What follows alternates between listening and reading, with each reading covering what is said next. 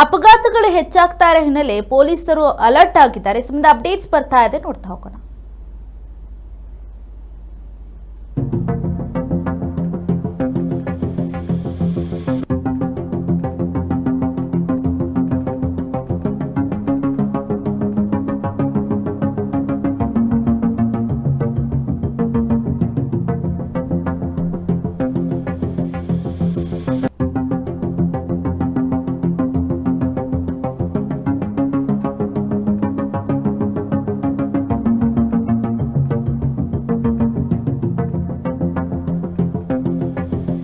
ಇನ್ನು ಸಾಕಷ್ಟು ಶಾಲಾ ವಾಹನಗಳ ಅಪಘಾತಗಳು ಇತ್ತೀಚೆಗೆ ಹೆಚ್ಚಳವಾಗ್ತಾ ಇದೆ.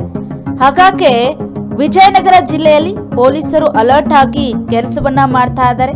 ಚಾಲಕರಿಗೆ ಡ್ರಿಂಕ್ ಅಂಡ್ ಡ್ರೈವ್ ತಪಾಸಣೆಯನ್ನ ಮಾಡೋದರ ಜೊತೆಗೆ ಶಾಲಾ ವಾಹನಗಳ ತಪಾಸಣೆಯನ್ನ ಕೂಡ ವಿಜಯನಗರದಲ್ಲಿ ಪೊಲೀಸರು ಮಾಡ್ತಾ ಇದ್ದಾರೆ. ಅಷ್ಟೇ ಅಲ್ಲದೆ ವಿಜಯನಗರ ಕೊಟ್ಟೂರಿನಲ್ಲಿ ಶಾಲಾ ವಾಹನಗಳು ಯಾವ್ಯಾವಿದೆ ಅವೆಲ್ಲವನ್ನ ತಪಾಸಣೆ ಮಾಡ್ತಾ ಇರುವಂತದ್ದು. ಜೊತೆಗೆ ಡಿಡಿಗಳನ್ನ ಲೈಸೆನ್ಸ್ ಗಳನ್ನ ಚೆಕ್ ಮಾಡಿ ಪೊಲೀಸರು ಬಿಡ್ತಾ ಇದ್ದಾರೆ.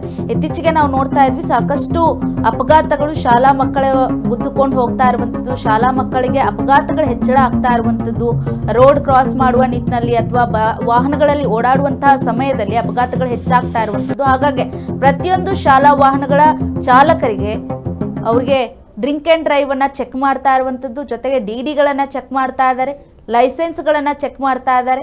ಆ ರೀತಿಯಾಗಿ ವಿಜಯನಗರ ಪೊಲೀಸರು ಅಲರ್ಟ್ ಆಗಿ ಕೆಲಸವನ್ನ ಮಾಡ್ತಾ ಇದ್ದಾರೆ. ನೋಡ್ತಾ ಇರ್ಬೋದು ನೀವು ಅವರ ಡ್ರಿಂಕ್ ಅಂಡ್ ಡ್ರೈವ್ ಅನ್ನ ಯಾವ ರೀತಿಯಾಗಿ ಚೆಕ್ ಮಾಡ್ತಾ ಇದ್ದಾರೆ ಅಂತ ಹೇಳಿ. ಎಲ್ಲರ ಏನು ಶಾಲಾ ವಾಹನಗಳು ಹೋಗ್ತಾ ಇದೆ ಅವರನ್ನ ನಿಲ್ಲಿಸಿ ಚೆಕ್ ಮಾಡ್ತಾ ಇದ್ದಾರೆ. ಯಾಕಂದ್ರೆ ಸಾಕಷ್ಟು ಚಾಲಕರು ಒಂದಿಷ್ಟು ಬೇಜವಾಬ್ದಾರಿತನ ಇರುತ್ತೆ ಅವ್ರಿಗೆ.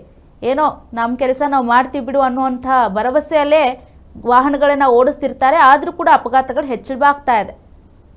ಹಾಗಾಗಿ ಪೊಲೀಸರು ಇದೀಗ ಸಾಕಷ್ಟು ಅಲರ್ಟ್ ಆಗಿ ಶಾಲಾ ವಾಹನಗಳನ್ನೇ ಟಾರ್ಗೆಟ್ ಮಾಡಿಕೊಂಡು ಚೆಕ್ ಮಾಡ್ತಾ ಇದ್ದಾರೆ.